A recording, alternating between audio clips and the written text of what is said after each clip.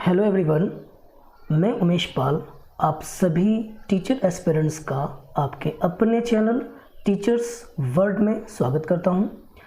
आज मैं आपके लिए स्पेशल पेडागोजी क्लास लेकर के आया हूं और प्रिय विद्यार्थियों, आप सभी को मैं ये बता दूं कि हम लोग जब पेडागोजी क्लास करते हैं तो जनरली स्टूडेंट्स को पेडागोजी में बहुत सारी समस्याएं हैं।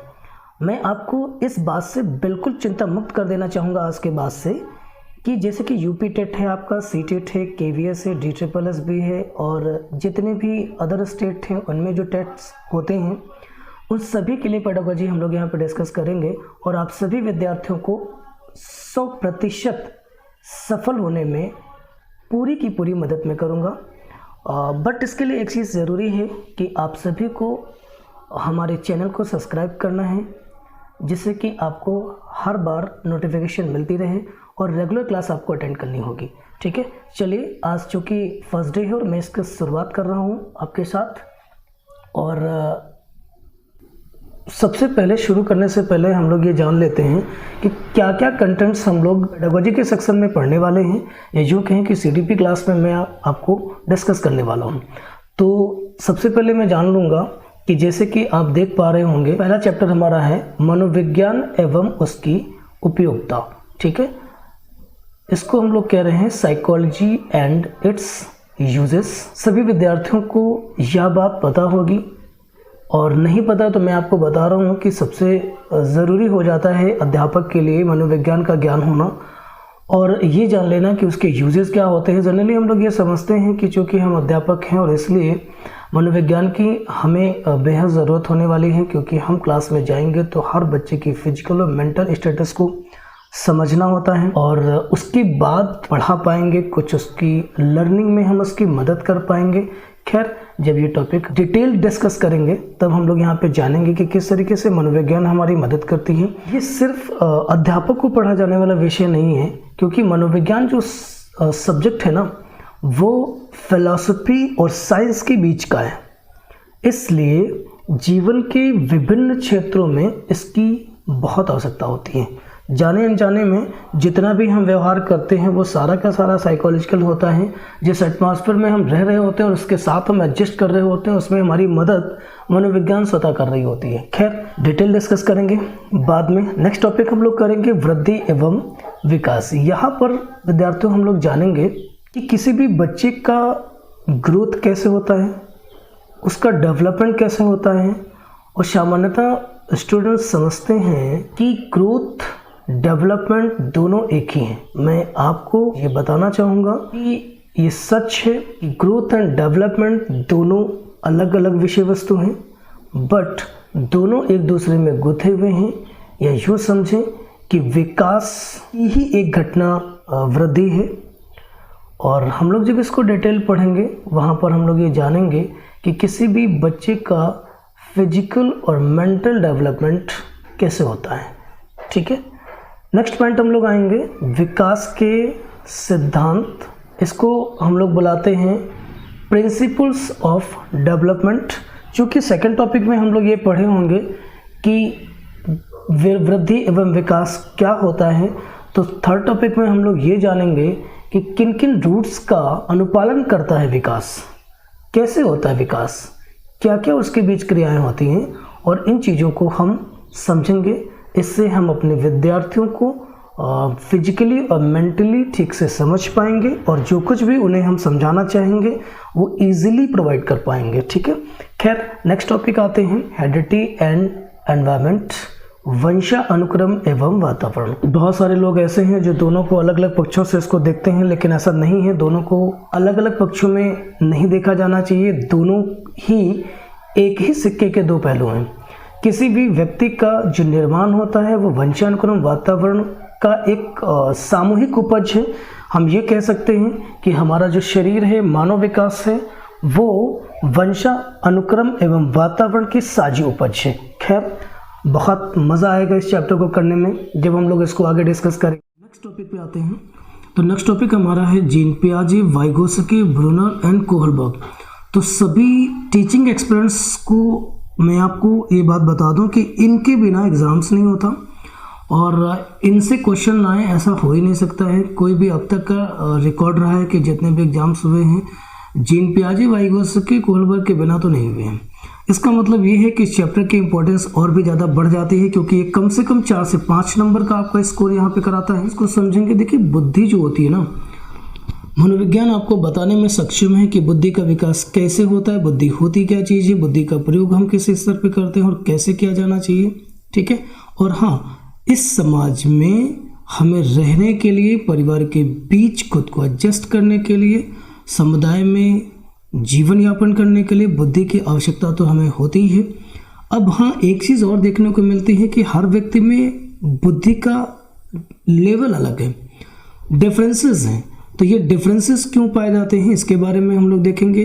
ठीक है। इसके बारे में हम लोग समझेंगे। बड़ी आम बात है कि लोग यह मानते हैं कि जिनके माता पिता बुद्धिमान होते हैं उनकी संतानें में बुद्धिमान होती हैं, तो यह बिल्कुल फैक्चुअल है, सही बात है। साइकोलॉजी भी इस बात की पुष्टि करती है, बट इसके बारे में हम लोग डिटेल डिस्कशन करेंगे जब हम लोग इस टॉपिक को डिस्कस करेंगे। नेक्स्ट टॉपिक हम लोग आएंगे स्पेशल चाइल्ड की। अगर हम बात करें विशिष्ट बालक, तो कक्षा में सभी विद्यार्थी, सभी बालक यूनिक होते हैं, सभी में इंडिविजुअल डिफरेंसेस पाए जाते हैं, और यही कारण है कि सभी विद्यार्थियों को, सभी बालकों को साइकोलॉजी विशिष्ट मानती है। नेक्स्ट टॉपिक हमारा आता है पर्सनालिटी। जी हाँ, बहुत ही प्यारा टॉपिक है, व्यक्तित्व। ठीक है। तो व्यक्तित्व के बारे में हम लोग पढ़ रहे हैं। और नेक्स्ट टॉपिक हम लोग करेंगे स्मृति, चिंतन एवं समस्या समाधान।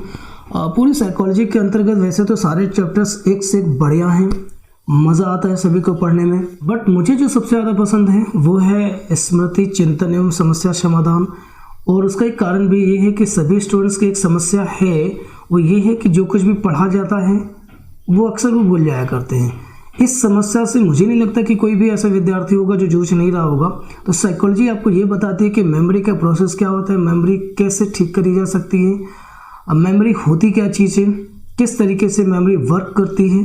तो अगर हम इन चीज़ों को समझ पाएंगे तो जैसे एक प्रॉब्लम है हमें, हम सबको है कि जो भी कुछ पढ़ा जाता है उसको हम अक्सर भूल जाया करते हैं, और खासकर परीक्षा के समय तो बिल्कुल वो चीज़ें याद नहीं आती। तो उसके पीछे के कारण क्या है, हम क्यों भूल जाते हैं।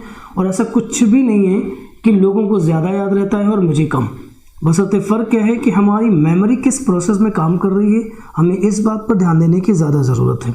चिंतन की बात करते हैं। मैं एक चीज़ और बता दूं कि चिंता और चिंतन में बहुत फ़र्क है। सामान्यतः लोग चिंतन के स्थान पर आजकल चिंता कर रहे हैं, जिससे उनके जीवन में बहुत सारी समस्याएं उत्पन्न हो चुकी हैं, और जिसके बारे में हम आपको डिस्कस करेंगे।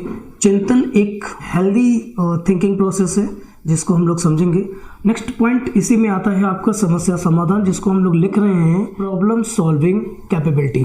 ठीक है। ये जो प्रॉब्लम सॉल्विंग कैपेबिलिटी है, इसका मीन है कि समस्या का समाधान किस स्तर से किया जाता है और उसकी कितनी क्षमता हमारे अंदर पाई जा रही है। हम सब माता पिता ये चाहते हैं कि हमारा बच्चा श्रेष्ठ हो, ग्रेट पर्सनैलिटी हो, बट कैसे, जब उसको जीवन में आने वाली समस्याओं का समाधान कहीं और से लेना पड़े तो समझ लीजिए वो स्ट्रांग कैसे हुआ, उसके स्ट्रेंथ ठीक नहीं है। नेक्स्ट पॉइंट आते हैं लैंग्वेज एंड थॉट। तो दोनों को अलग अलग देखने की आवश्यकता तो है, बट दोनों ही एक दूसरे में गुथे हुए हैं। जिस व्यक्ति की भाषा अच्छी होती है उसके विचार ठीक होंगे, जिसके विचार ठीक होते हैं उसकी भाषा अच्छी होगी। ये दोनों ही एक दूसरे के पूरक हैं, और भाषा और विचार बहुत ही जीवन में महत्ता रखता है। मैं आगे आपको इस पर चर्चा करूँगा, जहाँ पर हम लोग जानेंगे कि भाषा और विचार के बीच क्या संबंध है।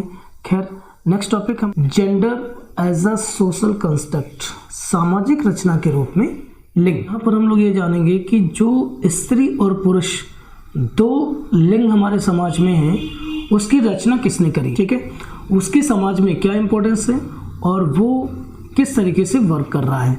मतलब जो आपने सुना होगा कि स्त्री और पुरुष के बीच अक्सर विभेद करे जाते हैं, पुरुष प्रधान समाज है, और उस पर हम लोग डिटेल चर्चा करेंगे, जानेंगे कि किस तरीके के विभेद, किस प्रकार के शोषण हमारे जेंडर के बीच भी उपलब्ध हैं। ठीक है, नेक्स्ट पॉइंट आता है हमारा बाल केंद्रित एवं प्रगतिशील शिक्षा, चाइल्ड सेंटर्ड एजुकेशन। इसकी बात अगर हम करें तो आप समझ रहे होंगे कि चाइल्ड सेंटर्ड एजुकेशन जो था आरटी एक्ट 2009 के अंतर्गत पूरे देश में 1 अप्रैल 2010 को लागू हुआ, जिसका उद्देश्य था कि हम बच्चों को उनके अनुसार शिक्षित करने का काम करेंगे, तभी बच्चों का सर्वांगीण विकास हो पाएगा और उनकी क्षमता, योग्यता, रुचि का ध्यान रखेंगे। और पारंपरिक तरीके से हम बच्चों को शिक्षा नहीं उपलब्ध कराएंगे, अब हम क्रिएटिव मेथड्स का यूज़ करेंगे। ठीक है, नेक्स्ट पॉइंट आते हैं, उसी के अंतर्गत हमारी इंक्लूड हुई थी इंक्लूसिव एजुकेशन, समावेशी शिक्षा, जिसके अंतर्गत हम लोग ये जानेंगे, ये पढ़ेंगे कि समाज में ना बहुत सारे बच्चे असमर्थ, विकलांग, शारीरिक या मानसिक रूप से विक्षिप्त, इस तरीके के विद्यार्थी होते हैं। तो अगर इनको हम एक साथ बैठा के एक ही छत के नीचे क्लास देने का काम करेंगे, पढ़ाने का काम करेंगे, तो समाज 2 अलग अलग भागों में विभाजित नहीं होगा और इससे हमारा राष्ट्र खंडित नहीं होगा।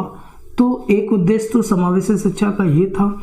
दूसरा उद्देश्य ये था कि जब असामान्य बच्चा सामान्य बच्चे के साथ बैठ के पढ़ेगा तो सामान्य से असामान्य बच्चा काफ़ी कुछ सीखेगा और एक दूसरे के साथ सहयोगात्मक भावना का विकास होगा। नेक्स्ट पॉइंट आते हैं, आगे देखेंगे। बड़ा इंपॉर्टेंट टॉपिक आपका हो जाता है मोटिवेशन एंड लर्निंग की बात अगर हम करेंगे तो लर्निंग में मोटिवेशन की बड़ी इंपॉर्टेंस है। ठीक है, अगर हम मोटिवेशन हमारे अंदर नहीं होगी तो हमारी लर्निंग कहीं ना कहीं उससे इफेक्ट होती है और बहुत ही बेहतरीन, मज़ेदार, सीखने योग्य चैप्टर होगा ये अभिप्रेरणा और अधिगम। बचपन से लेके अंतिम समय तक हमारा कभी भी सीखना बंद नहीं होता है, उसी सिलसिले पे हम लोग आगे बातचीत करेंगे। नेक्स्ट पॉइंट हमारा आता है कॉग्निशन एंड इमोशन। संज्ञान और संवेग की अगर हम बात करेंगे तो जो संज्ञान होता है इसको कॉग्निशन कहते हैं, ये एक प्रकार का मेंटल स्टेटस होता है। और इमोशंस की बात करें तो संवेग हैं, मतलब भावनाएं हैं। और मैकडूगल के हिसाब से हमारे पास 14 संवेग होते हैं जिसकी खोज उन्होंने करी थी। खैर, इसके बारे में हम लोग उसी टाइम पढ़ेंगे जब हम लोग चैप्टर डिस्कस करेंगे। नेक्स्ट टॉपिक हमारा आ रहा है असेसमेंट एंड इवैल्यूएशन। तो खैर, इतनी सारी चीज़ों की जानकारी जब हम दे चुके होंगे तो क्या मुझे असेस करने की आवश्यकता नहीं है? क्या बच्चे को क्लास में पढ़ाने के बाद मुझे उसका मूल्यांकन नहीं किया जाना चाहिए? तो आकलन और मूल्यांकन 2 अलग अलग चीज़ें हैं, बट दोनों एक ही हैं, एक ही सिक्के के 2 पहलू हैं। असेसमेंट जो होता है एक संकीर्ण क्षेत्र में काम करता है, शैक्षिक क्षेत्र में ही काम करता है। जो इवैल्यूएशन होता है वो व्यापक क्षेत्र में काम करता है, दोनों चीज़ें समाहित हो जाती हैं, जैसे कि शैक्षिक क्षेत्र और गैर शैक्षिक क्षेत्र। नेक्स्ट आते हैं टीचिंग मेथड्स। तो इसमें क्या है, इसमें हम लोग जानेंगे जो टीचिंग मेथड्स होते हैं, इसमें मनोविज्ञान हमको ये बताती है कि किसी भी विषय को पढ़ाए जाने का क्या ढंग हो सकता है, किस तरह से बच्चे की लर्निंग को हम एनहांस कर सकते हैं, बहुत ज़्यादा इम्प्रूव कर सकते हैं, कैसे अपनी बात हम प्रभावी तरीके से बच्चों के सामने रखें ताकि उन्हें अपनी क्षमता और योग्यता के आधार पर वो हमारी बात आसानी से समझ पाएँ। तो खैर, देखते हैं, इन चैप्टर्स को हम लोग डिस्कस करेंगे अपनी क्लासेस के दौरान 1 by 1।